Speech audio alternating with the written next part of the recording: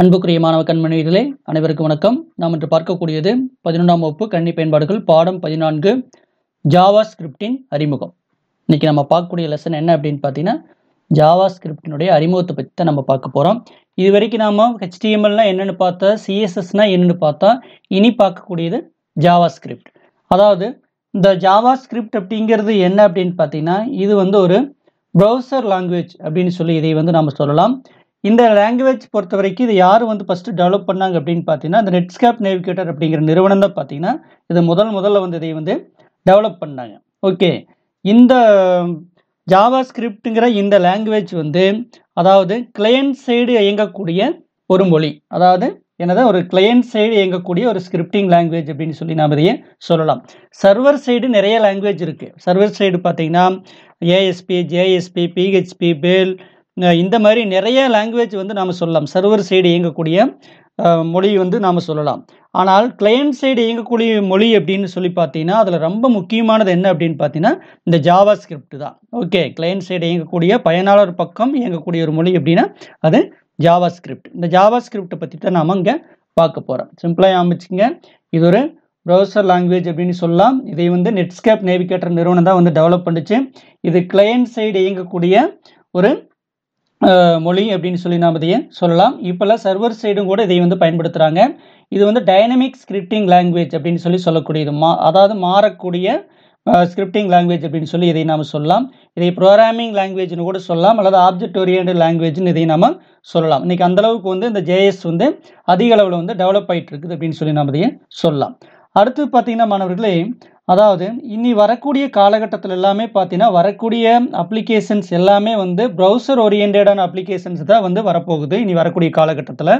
அப்போ அதை டிசைன் பண்ணணும் அப்படின்னா அது கட்டாயம் எதுதான் பயன்படும் அப்படின்னு பார்த்தீங்கன்னா இந்த ஜேஎஸ் தான், ஜாவா ஸ்கிரிப்ட் தான் அதிக அளவில் பயன்படுத்த போகிறாங்க. இப்போ அடுத்தது பார்த்தீங்கன்னா வெப் பேஸ்டு அப்ளிகேஷன் நிறைய டெவலப் ஆகிருக்குது. பார்த்தீங்கன்னா இப்போ ஃபேஸ்புக், ட்விட்டர் இந்த மாதிரி நிறுவனங்கள் எல்லாமே பார்த்தீங்கன்னா அவங்களுடைய வெப்சைட்டை இந்த ஜாவா ஸ்கிரிப்ட் மூலமாக தான் டெவலப் பண்ணிக்கிறாங்க. அதுபோக desktop application, web application, mobile application எல்லாமே நாம் இந்த ஜாவா ஸ்கிரிப்டை வச்சு நாம் டெவலப் பண்ண முடியும். அந்தளவுக்கு ஒரு ஜாவா ஸ்கிரிப்ட் ரொம்ப ஒரு ஃபெமிலியரான ஒரு லாங்குவேஜ் அப்படின்னு, ஒரு ஸ்கிரிப்டிங் லாங்குவேஜ் அப்படின்னு சொல்லி நாம் சொல்லலாம். ஓகே, அடுத்து பார்த்தீங்கன்னா மாணவர்களே, ஏங்க சார் நம்ம தான் HTML பயன்படுத்தி நீங்கள் வெப் பேஜ் டெவலப் பண்ணலான்னு சொன்னீங்க, CSS பயன்படுத்தி இப்போ டெவலப் பண்ணலான்னு சொன்னீங்க, எதுக்குங்க சார் ஜாவா ஸ்கிரிப்டை பயன்படுத்துகிறோம் அப்படின்னு ஒரு கேள்வி உங்களுக்கு வரலாம் மாணவர்களே. அது என்ன அப்படின்னு பார்த்தீங்கன்னா, இப்போ HTML அப்படின்னா நம்ம டேக்கை பயன்படுத்தி நம்ம அந்த நிரல் எழுதிட்டு நம்ம அப்படியே ஒரு வெப் பேஜ் டெவலப் பண்ணுவோம். அந்த வெப் பேஜுக்கு நம்ம ஒரு ஸ்டைலை கொடுக்குறக்காகத்தான் நம்ம என்ன பண்ணுவோம் அப்படின்னு பார்த்தீங்கன்னா CSS பயன்படுத்துவோம். ஓகே, அப்போ ஒரு வெப் பேஜ் டெவலப் பண்ணுறோம், அதுக்கு HTML பயன்படுத்துகிறோம், அதுக்கு ஸ்டைல் கொடுக்குறதுக்கு CSS பயன்படுத்துகிறோம். ஆனால் ஒரு அந்த வெப் பேஜுக்கு ஒரு நல்ல ஆக்டிவிட்டி கொடுக்கணும், அதை ஒரு செயல்படுற, அதாவது என்ன சொல்கிறோம் அப்படின்னு பார்த்தீங்கன்னா ஒரு வெப் பேஜுக்கு நல்ல உயிரோட்டத்தை கொடுக்கணும் அப்படின்னா அதற்கு பயன்படுத்தக்கூடியதான் இந்த ஜாவா ஸ்கிரிப்ட். நல்லா ஞாபகம் மாணவர்களே, HTML நம்ம டேக்கை பயன்படுத்தி ஒரு வெப் பேஜ் டெவலப் பண்ணுவோம் HTML மூலமாக. அதுக்கு நம்ம என்ன பண்ணுவோம், ஸ்டைலு கொடுப்போம், அது CSS மூலமாக நடக்கும். இது ஆல்ரெடி நம்ம பார்த்துட்டோம். இனி பார்க்கக்கூடியது ஜேஎஸ், ஜாவா ஸ்கிரிப்ட். இது என்னென்னா ஒரு வெப் பேஜுக்கு ஒரு உயிரோட்டம் கொடுக்கக்கூடிய வேலையை எது செய்யுது அப்படின்னு பார்த்தீங்கன்னா இந்த ஜாவா ஸ்கிரிப்ட் தான் செய்யுது. இது எல்லாமே என்னது ரொம்ப இம்பார்ட்டன்ட். அதாவது ஒரு வெப் பேஜை, அதாவது எந்த ஒரு வெப் பேஜாக இருந்தாலும் HTML, CSS, JS இந்த 3 இல்லாத எந்த வெப் பேஜுமே இருக்கிறதுக்கு வாய்ப்பு குறைவு. ஓகே, இந்த 3 இருந்தால் தான் இந்த வெப் பேஜ் ரொம்ப ஒரு அட்ராக்டிவாக இருக்குது அப்படிங்கிறத நம்ம இதன் மூலமாக நம்ம தெரிஞ்சுக்கிறோம். ஓகே மாணவர்களே, இப்போ HTMLனா எதுக்கு பயன்படுதுன்னு பார்த்துருக்குறோம், CSSனா எதுக்கு பயன்படுதுன்னு பார்த்துட்டோம், JSனா அதாவது ஜாவா ஸ்கிரிப்ட் தான் நான் சுருக்கமாக JS அப்படின்னு சொல்கிறேன், அது எதற்கு பயன்படுகிறது அப்படின்னு சொல்லி பார்த்துட்டோம். இப்போ சிம்பிளாக மாணவர்களே, இப்போ ஒரு பிக்சர் ட்ரா பண்ணுறோம், அதுக்கு டேக்கை யூஸ் பண்ணுறோன்னு வச்சுக்கோங்க, ஒரு எக்ஸாம்பிளுக்காக சொல்கிறேன். இப்போ அது HTML. அதே அதுக்கு பெயிண்ட் பண்ணுறோம். ஓகே, அது பார்த்தீங்கன்னா ஸ்டைலு, அது CSS பயன்படுத்துகிறோம். அதே பிக்சருக்கு நாம் ஆக்டிவிட்டி கொடுக்குறோம், அதாவது மூமெண்ட் கொடுக்குறோம். ஓகே, ஆக்ஷன் கொடுக்குறோம், உயிரோட்டம் கொடுக்குறோம். அப்போ அந்த உயிரோட்டம் கொடுக்கக்கூடிய வேலைக்கு தான் நம்ம எதை பயன்படுத்துகிறோம் அப்படின்னு பார்த்தீங்கன்னா இந்த ஜாவா ஸ்கிரிப்டை பயன்படுத்துகிறோம். ஒரு ப்ரோக்ராமிங் லாங்குவேஜில் என்னென்னலாம் நிபந்தனைகள் கொடுக்குறோம், செயல்படுத்துகிறோம், அது அத்தனையுமே நம்ம என்ன பண்ணலாம், இந்த ஜாவா ஸ்கிரிப்டில் செயல்படுத்தலாம். ஓகே மாணவர்களே, சரி வாங்க நாம பாடப்பகுதிக்கு போகலாம். பார்த்தீங்கன்னா மாணவர்களே, கட்டளை நோக்கங்களில் கொடுத்துருக்குறாங்க. அதாவது ஜாவா ஸ்கிரிப்ட் மொழி அதன் நன்மைகளும் அறிந்து கொள்ளுதல் அப்படின்னு சொல்லியிருக்குது. ஜாவாஸ்கிரிப்ட் நன்மைகளை பற்றி அறிந்து கொள்கிறோம். அதாவது பிணையத்தில் இணைக்கப்பட்டுள்ள கிளைக்கணினி அப்படின்னு சொல்லிக்கிற கிளையன்ட் சைடு வந்து சொல்லியிருக்கிறாங்க. சோதிப்பு நிரலின் முக்கியத்துவம் மற்றும் ஜாவாஸ்கிரிப்ட் நிரலின் படி நிலை பற்றி அறிந்து கொள்ளுதல். ஜாவாஸ்கிரிப்டில் மாறிகளுக்கு அதன் அறிவிப்புகளும் மாறிகளின் பெயரிடுதலுக்கும் விதிமுறைகள் மாறிகளின் வரையெல்லை மற்றும் மாறிகளுக்கு தொடக்க மதிப்பிடுதல் பற்றி அறிந்து கொள்கிறோம். அதே மாதிரி HTML மற்றும் CSS பயன்படுத்தி வலைப்பக்க பக்கங்களை உருவாக்கும் திறனை வளர்த்துக் கொள்ளுதல். ஜாவாஸ்கிரிப்டை பயன்படுத்தி வலைப்பக்க ஸ்கிரிப்டின் திறமையை பெறுவதற்கான திறனை ஏற்றல். அதே மாதிரி இணையம் மற்றும் ஆன்லைன் பயன்பாடுகளை பற்றி திறமைகளை வளர்த்தல். இதெல்லாம் இந்த பாடப்பகுதியில் நம்ம பார்க்க போகிற மாணவர்களே. இப்போ வாங்க இந்த ஜாவாஸ்கிரிப்டினுடைய முன்னுரை பகுதிக்கு நம்ம போகலாம். அதனுடைய இன்ட்ரடக்ஷன் கொடுத்துருக்காங்க. இன்ட்ரடக்ஷன் டு ஜாவாஸ்கிரிப்ட் அப்படின்னு சொல்லியிருக்கிறாங்க.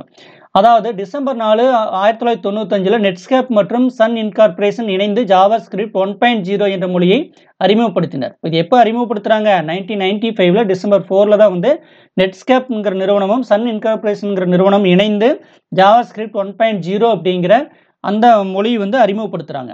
ஜாவாஸ்கிரிப்ட் மொழி உண்மையில் எளிய HTML மற்றும் சேவகத்தில் உள்ள சிக்கலான பொது நுழைவு இடைமுக நிரல்களுக்கு பலமாக அமைகிறது அப்படின்னு சொல்றாங்க. ஜாவாஸ்கிரிப்ட் பொறுத்த வரைக்கும் அதாவது உண்மையாலுமே வந்து HTML மற்றும் சேவகத்தில் உள்ள சிக்கலான பொது நுழைவு இடைமுக நிரல்களுக்கு வந்து அதாவது காமன் கேட்வே இன்டர்பேஸ் இந்த CGIக்கு வந்து ரொம்ப ஒரு பக்கபலமாக இருக்குது அப்படின்னு சொல்லியிருக்கிறாங்க. இந்த CGIன்னா என்னென்னு சொல்லி கூட உங்களுக்கு 2 மார்க்லாம் கேட்பாங்க, 1 மார்க்லேயே விரிவாக்கத்தில் கேட்பாங்க. நோட் பண்ணிக்கங்க. ஜாவாஸ்கிரிப்ட் என்பது ஒரு பொதுவான ஸ்கிரிப்டிங் நிரலாக்க மொழியாகும். நோட் பண்ணிக்கங்க. ஜாவாஸ்கிரிப்ட்ங்கிறது ஒரு பொதுவான என்னது ஸ்கிரிப்டிங் நிரலாக்க மொழி அப்படின்னு ஸ்கிரிப்டிங் ப்ரோக்ராமிங் லாங்குவேஜ் அப்படின்னு இதை சொல்றாங்க.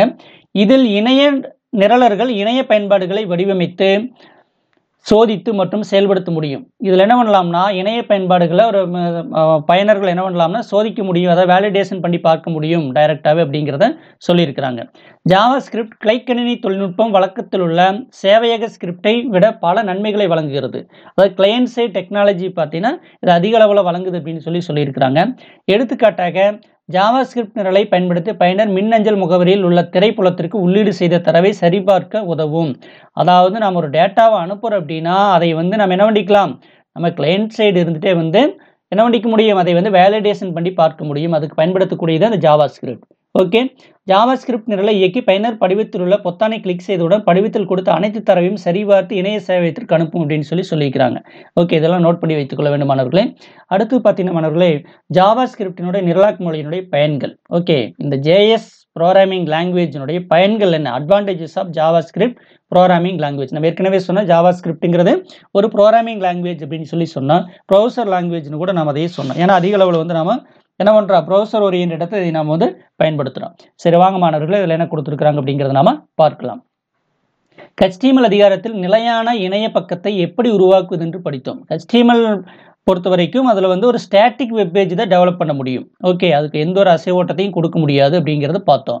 ஆனால் நடைமுறையில் இணைய பக்கங்கள் ஊடாடுதல் தன்மையுடன் இருக்க வேண்டும். அது வந்து ஒரு வெப்பேஜாக இருந்தால் கட்டாயம் அது யூசருக்கும் இணையத்துக்கும் உள்ள ஒரு இன்ட்ராக்ஷன் கட்டாயம் வேணும். ஓகே, அதற்காகத்தான் பார்த்தீங்கன்னா இந்த ஜாவாஸ்கிரிப்டை வந்து பயன்படுத்துகிறாங்க. அடுத்து பார்த்தீங்கன்னா மாணவர்களே இத்தகைய ஊடாடுதல் தன்மையுடைய இணைய பக்கங்களை உருவாக்குவதற்கு ஜாவாஸ்கிரிப்ட் நிரலாக்க மொழி பயன்படுகிறது. அதாவது ஒரு இன்ட்ராக்ஷனோட இருக்கக்கூடிய ஒரு வெப்பேஜை டெவலப் பண்ணணும் அப்படின்னா அதுக்கு பயன்படுத்தக்கூடியதே இந்த ஜாவாஸ்கிரிப்ட் டைனமிக் வெப்பேஜ் அப்படின்னு சொல்லலாம் இதையே. அதே வந்து நாம் இந்த ஜாவாஸ்கிரிப்ட் என்ன சொல்லலாம்னா டைனமிக் ஸ்கிரிப்டிங் லாங்குவேஜ்னு கூட இதை நாம் சொல்லலாம். அதாவது இணையத்தோட யூசர் வந்து இன்ட்ராக்ஷன் பண்ணக்கூடிய வகையில் இந்த லாங்குவேஜ் இருக்கிறதுனால இதுக்கு என்ன பேர் சொல்லலாம், நம்ம டைனமிக் ஸ்கிரிப்டிங் லாங்குவேஜ்னு கூட இதை நாம் சொல்ல முடியும். ஓகே மாணவர்களே, இதையெல்லாம் கொஞ்சம் நோட் பண்ணிக்கோங்க. அடுத்தது ஜாவாஸ்கிரிப்டில் ஊடாடுதல் இணைய பக்கத்தில் பயனர் உள்ளீடு செய்த தரவுகளை பிணையத்திற்கு அனுப்பும் முன் செல்லுபடியாக்குகிறது அப்படின்னு சொல்றாங்க. அதாவது ஜாவாஸ்கிரிப்ட் என்ன பண்ணுறது அப்படின்னு பார்த்தீங்கன்னா நாம கொடுக்கக்கூடிய தகவல்களை உள்ளீடு கொடுக்கக்கூடிய தகவல்களை நம்ம இணையத்திற்கு அதாவது சர்வருக்கு அனுப்புறதுக்கு முன்னாடி அந்த தகவலை வேலிடேஷன் பண்ணும், செல்லுபடியாக்கும், எல்லாம் சரியா இருக்குதான்னு ஒரு டைம் செக் பண்ணும்.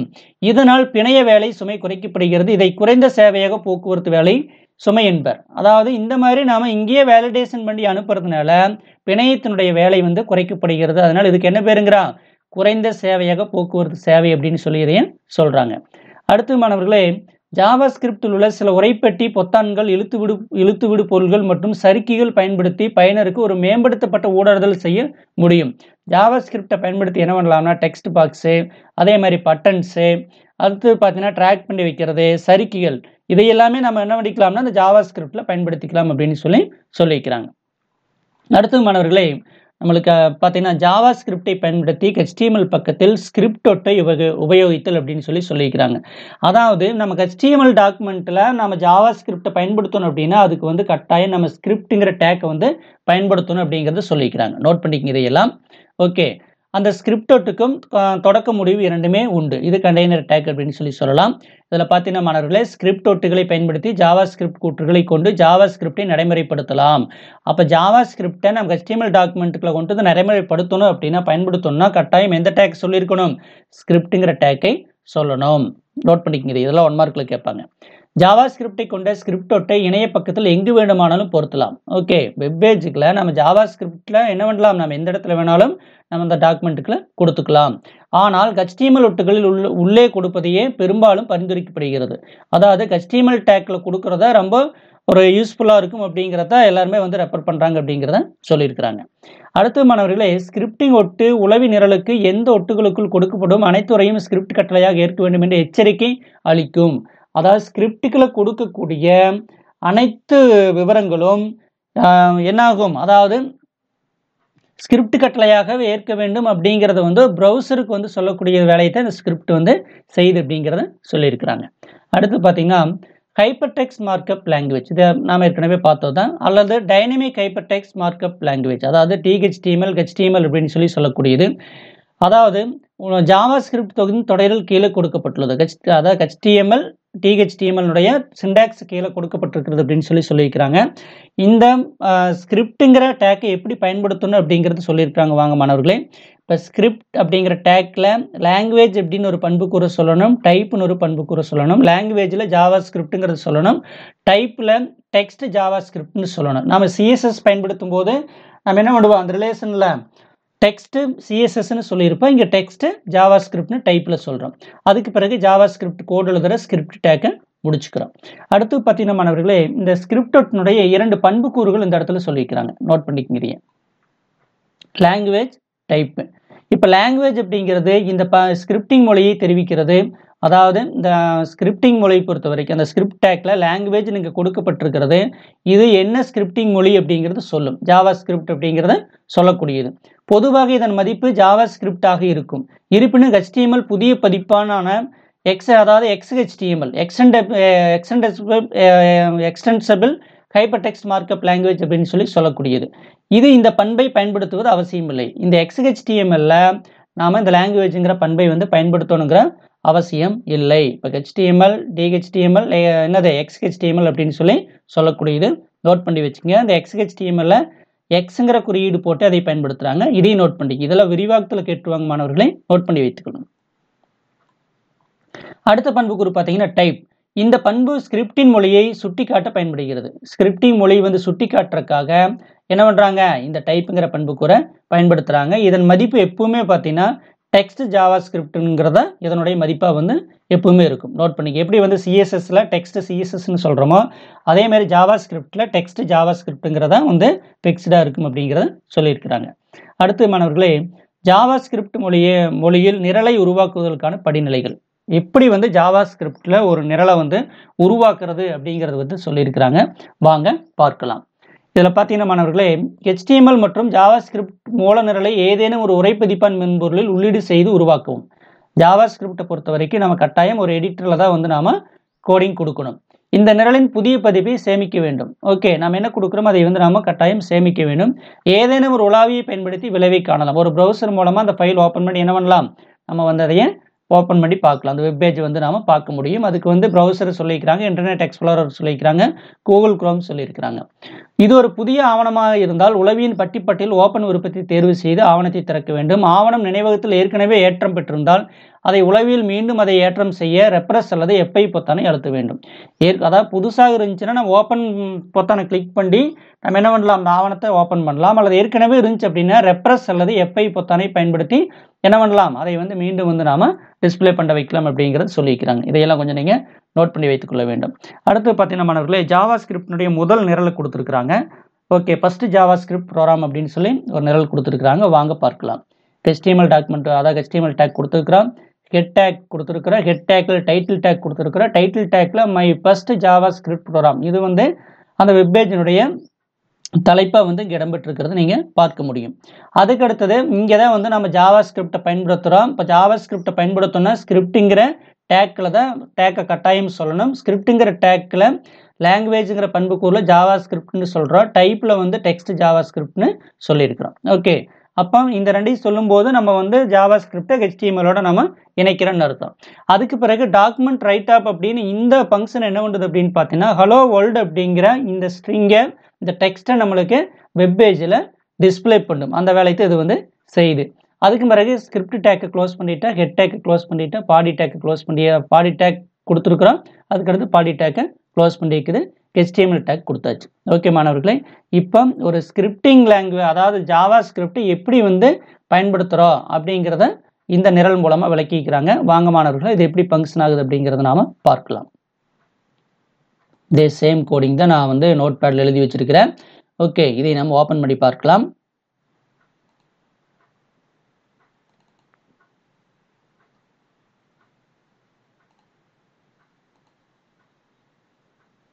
பார்த்தீங்களா மாணவர்களே, ஹலோ வேர்ல்டு அப்படிங்கிற மெசேஜ் வந்து நம்மளுக்கு டிஸ்பிளே இருக்குது. டாக்குமெண்ட் ரைட் அப் அப்படிங்கிற இந்த ஃபங்க்ஷன் என்ன பண்ணுறது அப்படின்னு பார்த்தீங்கன்னா ஒரு டெக்ஸ்ட்டை நம்மளுக்கு வெப் பேஜில் டிஸ்பிளே பண்ணுற வேலை இது செய்யும். அப்போ நாம் ஜாவா ஸ்கிரிப்டை இந்த நிரலை வந்து நாம் பயன்படுத்தியிருக்கிறோம். ஓகே மாணவர்களே, சரி, அடுத்து பார்த்தீங்கன்னா ஜாவா ஸ்கிரிப்டின் நிரலின் சொல்லாக்க வடிவமைப்பு lexical structure of JavaScript program அப்படின்னு சொல்லி கொடுத்துருக்குறாங்க. அதில் என்ன கொடுத்துருக்குறாங்க அப்படிங்கிறத நாம் பார்க்கலாம் வாங்க.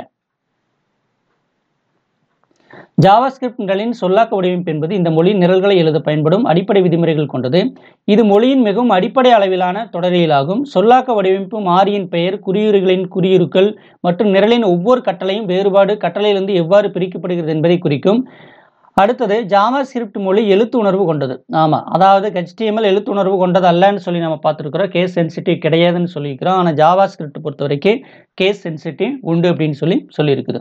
இருப்பினும் நிரலை சிறிய எழுத்துக்களில் நிரலை எழுதுவது ஒரு நல்ல நிரலாக்க பழக்கமாகும். அதாவது இந்த கோடிங் எல்லாமே வந்து நம்ம ஸ்மால் லெட்டரை பயன்படுத்துறது ரொம்ப ஒரு நல்ல பழக்கம் அப்படின்னு சொல்லியிருக்கிறாங்க. அடுத்தது ஜாவா ஸ்கிரிப்ட் நிரலில் உள்ள வில்லைகள் அப்படின்னு சொல்கிறாங்க. அதாவது வில்லைகள் அப்படின்னா என்ன அப்படின்னு பார்த்தீங்கன்னா ஒரு நிரலாக்க மொழியினுடைய அடிப்படை இனங்களை தான் நம்ம என்ன சொல்கிறோம் அப்படின்னு பார்த்தீங்கன்னா வில்லைகள் அப்படின்னு சொல்கிறோம். அந்த வில்லைகளுடைய வகைகள் தான் இங்கே கொடுக்கப்பட்டிருக்கிறது. குறிப்பெயர்கள், செயற்குறிகள், நிறுத்தற்குறிகள், மாறிலிகள், சிறப்பு சொற்கள் அப்படிங்கிறத இங்கே கொடுக்கப்பட்டிருக்கிறது. இது பேர் தான் வில்லைகள் அப்படின்னு சொல்லக்கூடியது. ஒவ்வொரு நிரலாக்க மொழியின் அடிப்படை இனங்கள் நாம் என்ன சொல்லலாம் அப்படின்னு பார்த்தீங்கன்னா வில்லைகள் அப்படின்னு சொல்கிறோம். அப்போ அந்த வில்லைகள் பயன்படுத்தி தான் ஒரு நிரல் வந்து உருவாக்கப்படுகிறது அப்படிங்கிறது தான் சொல்லியிருக்கிறாங்க. அது ஒரு நிரல் எப்படி உருவாக்கப்படும்னா குறிப்பெயர்களை வச்சு உருவாக்கப்படும், செயற்குறிகளை வச்சு உருவாக்கப்படும், நிறுத்தற்குறிகளை வச்சு உருவாக்கப்படும், மாறிலிகள், சிறப்பு சொற்கள் இதை வச்சு தான் வந்து ஒரு நிரல் வந்து உருவாக்கப்படும் அப்படிங்கிறத நாம வில்லைகள் மூலமா வந்து தெரிஞ்சுக்கிறோம். ஓகே, இந்த வில்லைகள்லாம் என்ன அப்படிங்கிறத பற்றி நாம இதன் பின்னாடி ஒவ்வொன்றா நம்ம பார்க்க போகிற மாணவர்களே, அதில் நான் உங்களுக்கு தெளிவாக சொல்கிறேன்.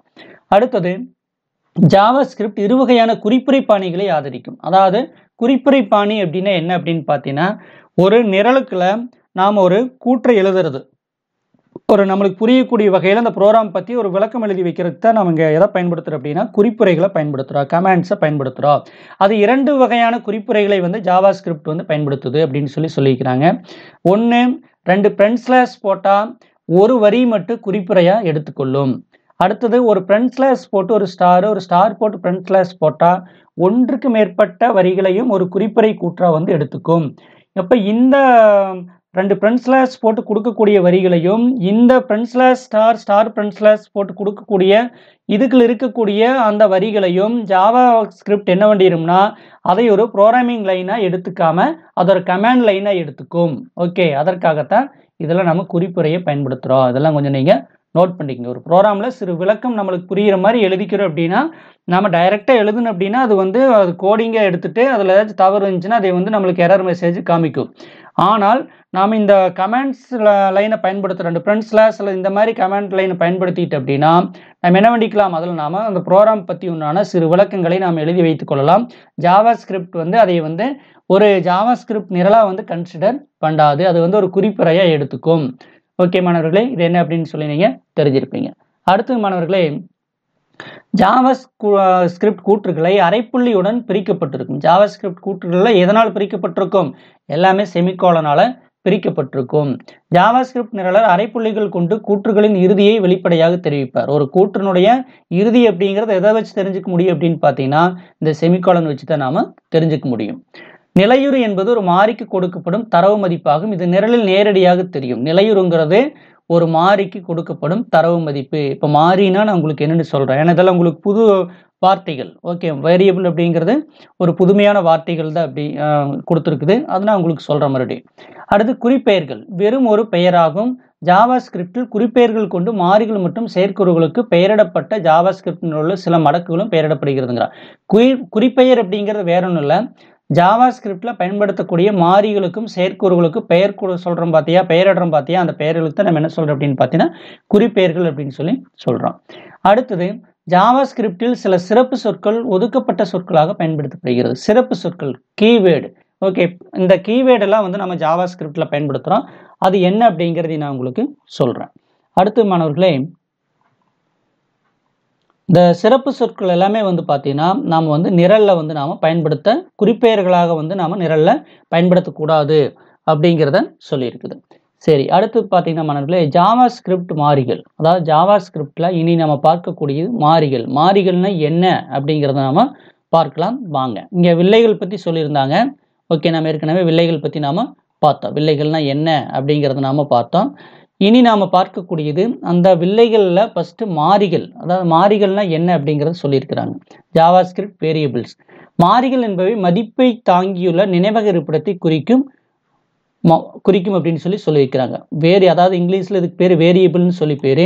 இந்த வேரியபிள் என்ன பண்ணுது அப்படின்னு பார்த்தீங்கன்னா, நம்ம நிரலில் ஒரு மதிப்பை கொடுக்கணும் அப்படின்னா அந்த மதிப்பை எதன் மூலமாக தான் ஸ்டோர் பண்ண முடியும் அப்படின்னு பார்த்தீங்கன்னா இந்த மாறிகள் மூலமாக தான் ஸ்டோர் பண்ண முடியும். ஓகே, அதான் சொல்லிக்கிறோம். நாம் ஒரு மதிப்பை ஸ்டோர் பண்ணி வைக்கக்கூடிய அந்த நினைவக இருப்பிடத்துக்கு தான் நம்ம என்ன சொல்கிறோம் அப்படின்னு பார்த்தீங்கன்னா மாறிகள் அப்படின்னு சொல்லி சொல்கிறோம். மாறி என்பது மதிப்பிற்கான குறியீட்டு பெயர். மாறி அப்படிங்கிறது ஒரு மதிப்பை ஒரு வேல்யூவை டைரெக்டாக சொல்லாமல் அந்த வேல்யூவை ஒரு மாறியில் அசைன் பண்ணிட்டு என்ன அந்த மாறியினுடைய பெயரை சொன்னால் அந்த மதிப்பு வந்து நம்ம பயன்படுத்துறதா எடுத்துக்கொள்ளப்படும். நோட் பண்ணிக்கங்க இதையெல்லாம். அடுத்து மாணவர்களே, வேரியபிள் அதாவது வேர் என்ற சிறப்பு சொல் பயன்படுத்தி ஜாவாஸ்கிரிப்டில் மாறிகள் அறிவிக்கப்படும். நோட் பண்ணிக்கங்க. இந்த ஜாவாஸ்கிரிப்டை பொறுத்த வரைக்கும் ஒரு மாறிகள் எப்படி அறிவிக்கப்படும்னா வேர் அப்படிங்கிற அந்த சிறப்பு சொல்லை பயன்படுத்தி அறிவிக்கப்படும் அப்படின்னு சொல்லியிருக்கிறாங்க. அதாவது வேரியபிள் அப்படின்னு நாம் சொல்லணும் அப்படின்னா கட்டாயம் எதை சொல்லணும், வேறுங்கிற இந்த கீவேர்டை பயன்படுத்தணும். அதே மாதிரி ஒவ்வொரு மாறிக்கும் ஒரு பெயரிடப்பட்ட அதை குறிப்பெயர் என்பர். அதாவது ஒரு மாறிக்கு நம்ம பெயரிட்ட அப்படின்னா அதுக்கு பேரு குறிப்பெயர். இப்போ a = 10ன்னு ஒரு மதிப்பு கொடுக்குறோம். இப்போ 10 அப்படிங்கிறது மதிப்பு. அந்த மதிப்பை வந்து ஏல கொண்டு போய் வைத்து அப்படின்னா ஏங்கிறது என்னன்னா மாறி. அந்த ஏங்கிற மாறிக்கு பெயர் கொடுக்குறோம் பார்த்தீங்களா, அந்த பெயரை தான் நம்ம என்ன சொல்றோம்னா குறிப்பெயர் அப்படின்னு சொல்றோம். அப்போ அந்த ஏங்கிற மாதிரி சொல்றதுக்கு முன்னாடி நம்ம என்னென்னு சொல்லணும், அதையே வேர் ஏ அப்படின்னு சொல்லி அதையே சொல்லணும். ஓகே, அதெல்லாம் உங்களுக்கு நிரல்ல வருது மாணவர்களே. அதை பற்றி நான் உங்களுக்கு இன்னும் விளக்கமாக சொல்கிறேன். அடுத்தது அடிப்படை தரவணங்கள் மற்றும் மாறிகளை அறிவித்தல். ஒவ்வொரு மாறியும் ஒரு தரவண அடிப்படையில் அமையும். அது எந்த வகை தரவண ஏற்கும் என்பதை குறிக்கும். சரங்கள், எண்கள் மற்றும் பூலியன் என்பவை ஜாவாஸ்கிரிப்டில் அடிப்படை தரவணங்களாகும். நோட் பண்ணிக்கங்க, அடிப்படை தரவணங்கள் யாவை அப்படின்னு சொல்லி கேட்கலாம். அதாவது ஒவ்வொரு ப்ரோக்ராமிங் லாங்குவேஜ்லையும் நாம் கொடுக்கக்கூடிய மதிப்புகள் ஒரு குறிப்பிட்ட தரவண மதிப்புகளை மட்டுமே எடுத்துக்கொள்ளும். அது வந்து முழுஎண் மதிப்புகளாக இருக்கலாம், சரங்களாக இருக்கலாம், குறியுறு மதிப்புகளாக இருக்கலாம், அடுத்து பார்த்தீங்கன்னா பூலியன் மதிப்புகளாக இருக்கலாம். நாம் எந்த வகையான மதிப்புகளை கொடுக்குறோம் அப்படிங்கிறத எதை வச்சு தான் தீர்மானிக்கப்படும் அப்படின்னு பார்த்தீங்கன்னா அதனுடைய தரவணங்களை வைத்து தான் தீர்மானிக்கப்படும். இந்த தரவணங்களுக்கு இங்கிலீஷில் டேட்டா டைப்னு பேர். அடிப்படை தரவணங்கள் மற்றும் மாறிகள் அப்படின்னு சொல்லிக்கிறாங்க. ஜாவாஸ்கிரிப்டை பொறுத்த வரைக்கும் இதில் சரங்கள், எண்கள், பூலியன் அப்படிங்கிறது அடிப்படை தரவணம். சரங்கள் அப்படின்னா எழுத்தினுடைய கோர்வை. ஓகே, இப்போ கம்ப்யூட்டர் அப்ளிகேஷன் அப்படின்னா அது வந்து சரங்கள். ஓகே, இப்போ கம்ப்யூட்டர் அப்ளிகேஷனுக்கு பதிலாக சீன் மட்டும் சொல்கிறோம் அப்படின்னா அது வந்து குறியுறு. ஓகே, அடுத்து எண்கள்னா நம்ம முழு எண்களை கொடுக்குறோம், நம்பர்ஸ் கொடுக்குறோம். பூலியன் அப்படின்னா true or false, yes or no அந்த மாதிரி சொல்லக்கூடியது எல்லாமே பூலியனில் வரும். இதெல்லாம் தான் பார்த்தீங்கன்னா ஜாவாஸ்கிரிப்டில் அடிப்படை தரவணங்கள் அப்படின்னு சொல்லியிருக்கிறாங்க. நோட் பண்ணிக்கோங்க மாணவர்களே. சரி, அடுத்தது அடிப்படை தரவணங்கள்னா என்னென்னு ஞாபகம் வச்சுக்கோங்க. அதாவது ஒவ்வொரு நிரலாக்க மொழியிலையும் நம்ம கொடுக்கக்கூடிய மதிப்புகள் குறிப்பிட்ட வகை மதிப்புகளை எடுத்துக்கும். அது என்ன வகையான மதிப்புகளை எடுத்துக்கொள்ளும் அப்படிங்கிறது எதை வச்சு தீர்மானிக்கப்படும் அப்படின்னா அதனுடைய தரவணத்தை வைத்து தான் தீர்மானிக்கப்படும். அது முழு எண் மதிப்புகள் எடுத்துக்குமா, பிராக்ஷன் வரக்கூடிய மதிப்புகள் எடுத்துக்குமா, அதே மாதிரி ஸ்ட்ரிங் எடுத்துக்குமா அப்படிங்கிறது எல்லாமே தரவணத்தை வச்சு தான் முடிவு பண்ணப்படும். அடுத்தது சரத்தை பற்றி சொல்லியிருக்கிறாங்க. இதில் ஒரு சரம் என்பது குறியுருக்களின் வரிசையாகும். அதாவது குரூப் ஆஃப் கேரக்டர் தான் நம்ம என்ன சொல்கிறோம் அப்படின்னு பார்த்தீங்கன்னா சரம் அப்படின்னு சொல்லி சொல்கிறோம். அதாவது கேரக்டருடைய தொகுப்பை தான் நம்ம என்ன சொல்கிறோம்னா ஸ்ட்ரிங் அப்படின்னு சொல்லி சொல்கிறோம். மேலும் சரநிலையுறு என்பது இரட்டை மேற்கோள் குறிகளுக்குள் தரப்படும் குறியுருக்களை குறிக்கும். அதாவது சரம் அப்படின்னாவே டபுள் கோட்டுக்குள்ள தான் அதை வந்து நாம் வரையறுக்கணும். ஓகே, இதையெல்லாம் கொஞ்சம் நீங்கள் நோட் பண்ணிக்கோங்க. சரநிலையுறு என்பது இரட்டை மேற்கோள் குறியுருக்குள் தரப்படும் குறியுருக்களை குறிக்கும். சரங்கள் ஒரு குறியுறு அல்லது பல குறியுருக்கள் இடைவெளி மற்றும் புதிய வரி போன்ற சிறப்பு குறியுருக்களை கொண்டிருக்கும் அப்படின்னு சொல்லியிருக்கிறாங்க. இதெல்லாம் சரத்தை பற்றி உண்டான விளக்கம். ஜாவா ஸ்கிரிப்டில் அடிப்படை தரவணங்கள், அதில் சரங்களை பற்றி சொல்லியாச்சு. அடுத்தது பார்த்தீங்கன்னா மாணவர்களே முழு எண் அல்லது மிதப்பு புள்ளி எண்களின் மதிப்பு எண்கள் தரவணம் ஏற்கும். அதாவது முழு எண் கொடுக்குறோம், மிதப்பு புள்ளி கொடுக்குறோம் அப்படின்னா அதில் நாம் கொடுக்கக்கூடிய மதிப்புகள் எல்லாம் எந்த தரவணம் ஏற்கு அப்படின்னு பார்த்தீங்கன்னா எண்கள் தரவணம். இந்த இன்டிஜர் அப்படிங்கிற தரவணம் தான் வந்து அதையே ஏற்றுக்கொள்ளும். எண்களின் நிலையுறு இயல்பான முறையில் குறிப்பிடப்படும் அப்படின்னு சொல்லியிருக்குது. அடுத்தது மெய் அல்லது பொய் என்ற இரண்டிலும் ஏதேனும் ஒரு மதிப்பை பூலியின் ஏற்கும். அதாவது true or false, yes or no, இந்த மாதிரி மதிப்புகளை கொடுக்கணும் அப்படின்னா அதற்கு பயன்படுத்தக்கூடிய தரவினம் பூலியன். மூலக்குறி முறையில் பூலியன் நிலையுறுக்கள் மெய் அல்லது பொய் என்ற மதிப்புகள் கொண்டு உணர்த்தலாம் அப்படின்னு சொல்லியிருக்கிறாங்க. இதெல்லாம் பார்த்தீங்கன்னா அடிப்படை தரவணங்கள் எப்படி மதிப்புகளை ஏற்றுக்கொள்ளும் அப்படிங்கிறது சொல்லியிருக்கிறாங்க. சரம் தரவினம் இரட்டை மேற்கோள் குறிக்குள்ளதை கொடுக்கணும். ஓகே, இது வந்து எதனுடைய தொகுப்பு, குறியுருக்களுடைய வரிசை, அதாவது குறியுருக்களுடைய தொகுப்புன்னு சொல்லலாம். முழியன் தரவணம் பார்த்தீங்கன்னா மிதப்பு புள்ளி மதிப்பை எடுத்துக்கும், முழியன் மதிப்பையும் வந்து இது ஏற்றுக்கொள்ளும். அடுத்தது பார்த்தீங்கன்னா பூலியன் தரவணத்தை பொறுத்த வரைக்கும் true or false, yes or நோங்கிற மதிப்புகளை மட்டும் இது எடுத்துக்கொள்ளும். இதெல்லாமே வந்து அடிப்படை தரவணங்களை பற்றி உண்டான விளக்கங்கள். அடுத்தது ஜாவா ஸ்கிரிப்டில் வேர் சிறப்பு சொல் கொண்டு மாறிகளை அறிவிக்கப்படும் போது அந்த மாறி ஏற்கும் புதிய தரவிற்கான இடஒதுக்கீடு செய்யப்படும்.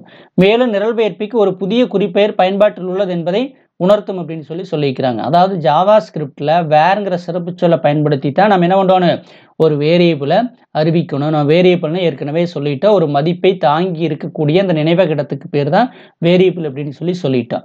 ஓகே, அப்போ அந்த வேரியபிள் அறிவிக்கும் போது நம்ம என்ன சொல்லணும்னா வேர்ங்கிற சிறப்பு சொல்லை கட்டாயம் அந்த வேரியபிள் நேமுக்கு முன்னாடி பயன்படுத்தணும் அப்படிங்கிறத சொல்கிறோம். ஓகே, அதாவது ஜாவா ஸ்கிரிப்டில் மாறி அறிவிக்கும் முறை கீழே கொடுக்கப்பட்டுள்ளது அப்படின்னு சொல்லியிருக்கிறாங்க.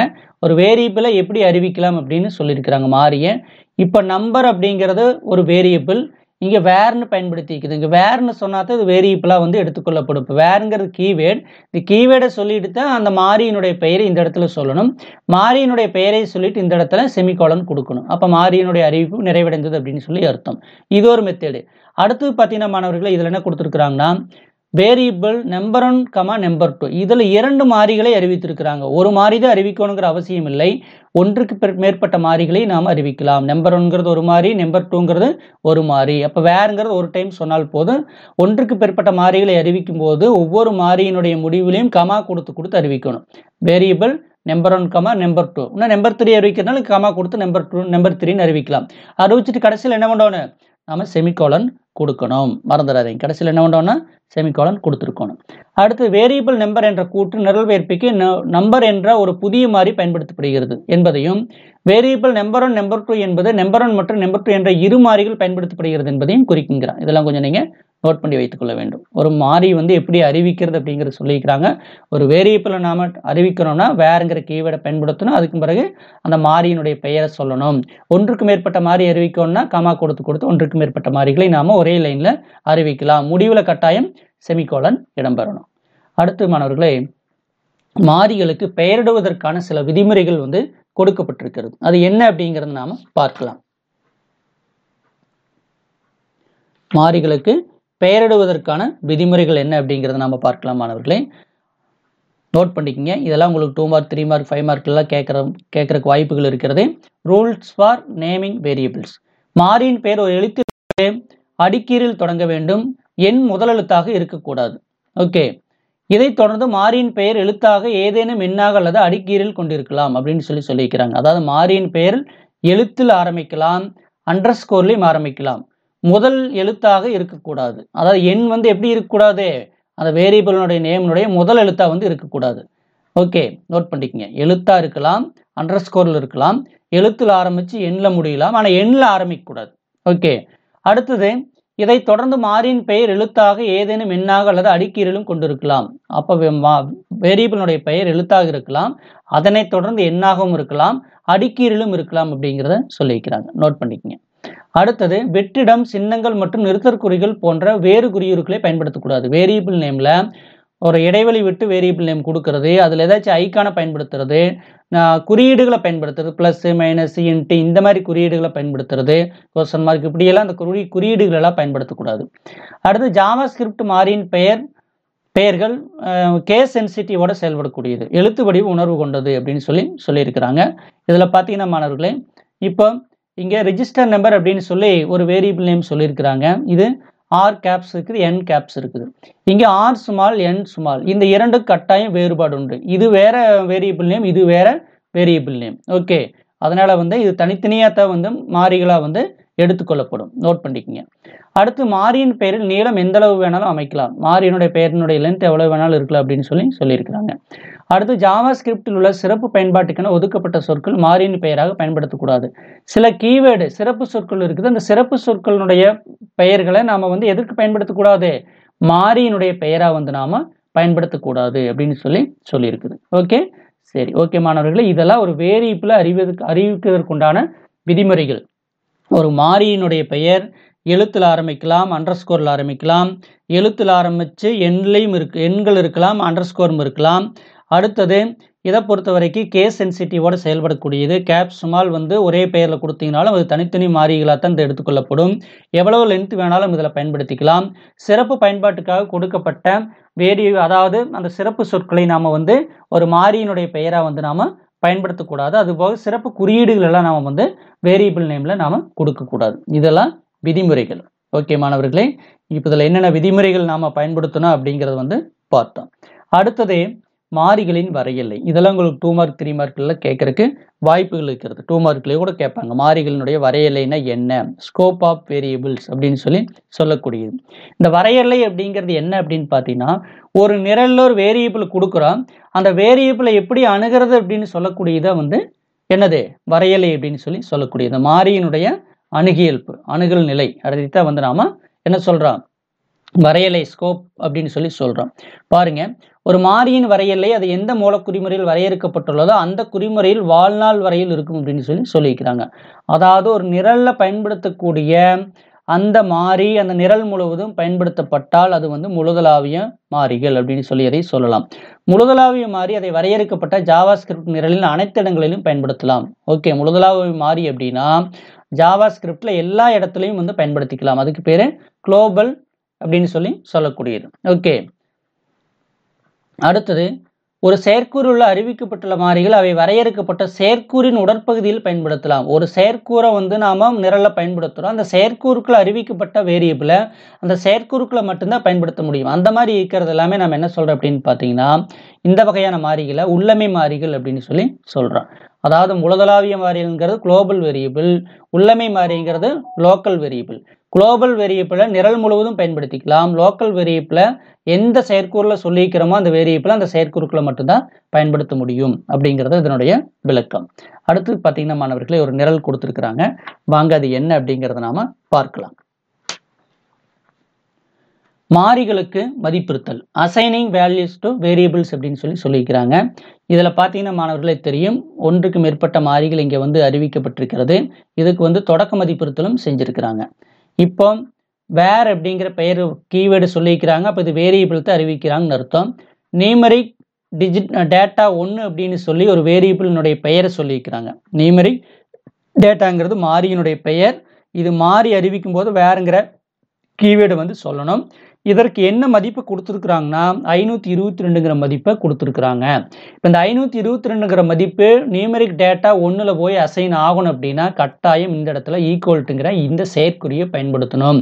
ஈக்குவல்ட்டுங்கிறது ஒரு செயற்குறி. இது என்ன செயற்குறினா மதிப்பெருத்து செயற்குறி. இந்த 522ங்கிற மதிப்பை நியூமெரிக் டேட்டா 1ல் கொண்டு போய் மதிப்பிருத்தும் அசைன்மெண்ட்டும். அப்போ நான் ஒவ்வொரு டைமும் 522ன்னு சொல்லணுங்கிற அவசியம் இல்லை. நியூமெரிக் டேட்டா 1ன்னு சொன்னனாவே அதனுடைய மதிப்பு என்ன 522. அதாவது நான் ஏற்கனவே சொன்னேன், அதாவது ஒரு மதிப்பை தாங்கி இருக்கக்கூடிய நினைவக இருப்பிடத்துக்கு நினைவக பெட்டிக்கு தான் என்ன பேருனா வேரியபிள்னு சொன்னோம். அப்போ இந்த 522ங்கிற மதிப்பை ஸ்டோர் பண்ணி வைக்கக்கூடிய அந்த இடம் வந்து நியூமெரிக் டேட்டா 1, இதுக்கு பேர் தான் வேரியபிள் அப்படின்னு சொல்லி சொல்கிறேன். இது வந்து முழு எண் மதிப்புகளை கொடுத்துருக்கிற நியூமெரிக் டேட்டா 1ங்கிறது முழு எண் மதிப்புகளை எடுத்துக்கொள்ளும். அடுத்தது பார்த்தீங்கன்னா மாணவர்களே, ஸ்ட்ரிங் டேட்டா அப்படின்னு சொல்லி கொடுத்துருக்குறோம். ஓகே, இது வேரியபிளில் தான் சொல்லியிருக்கிறோம். இதில் நாம் என்ன சொல்லியிருக்கிறோம்னா ஜாவா ஸ்கிரிப்ட் கேஸ் ஸ்ட்ரிங்ஸ் அப்படின்னு சொல்லி சொல்லியிருக்கிறோம். இதில் பார்த்தீங்கன்னா எழுத்தினுடைய தொகுப்பு கொடுத்துருக்கிற குரூப் ஆஃப் கேரக்டரை நாம் இதுக்குள்ளே சொல்லியிருக்கிறோம். அப்போ இந்த ஜாவா ஸ்கிரிப்ட் பொறுத்த வரைக்கும் நாம் ஒவ்வொன்றுடைய டேட்டா டைப்பை சொல்லணுங்கிற அவசியம் இல்லை.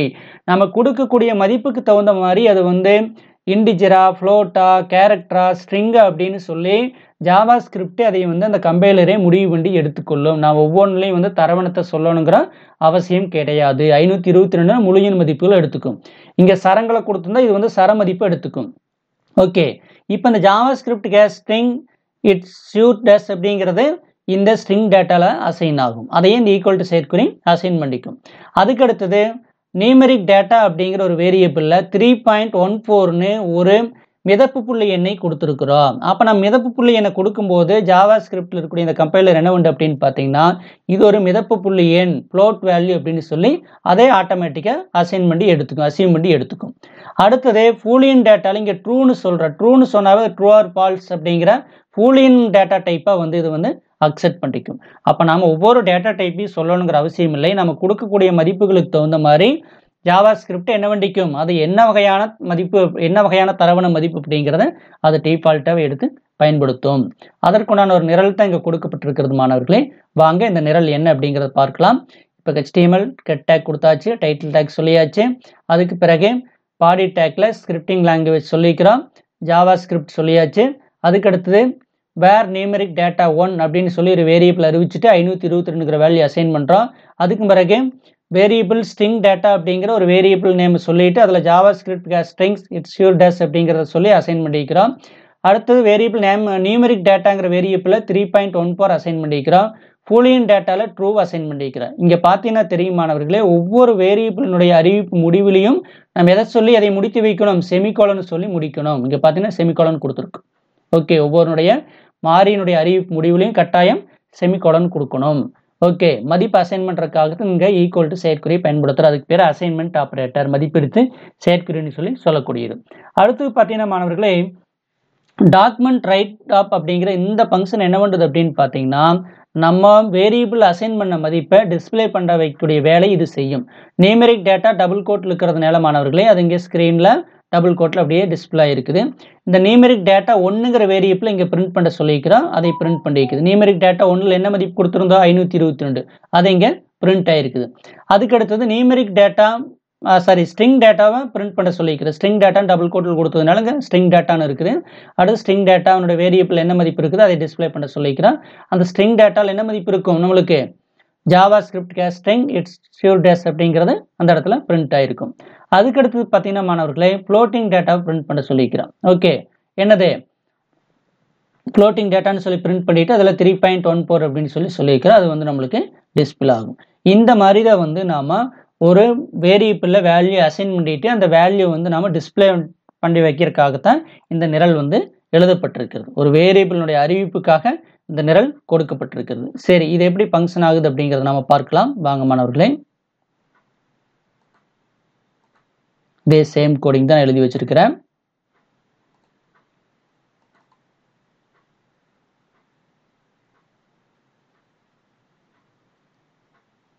ஓகே மாணவர்களே, பார்த்தீங்கன்னா அதனுடைய வெளியீடு கிடைச்சிருக்குங்களா?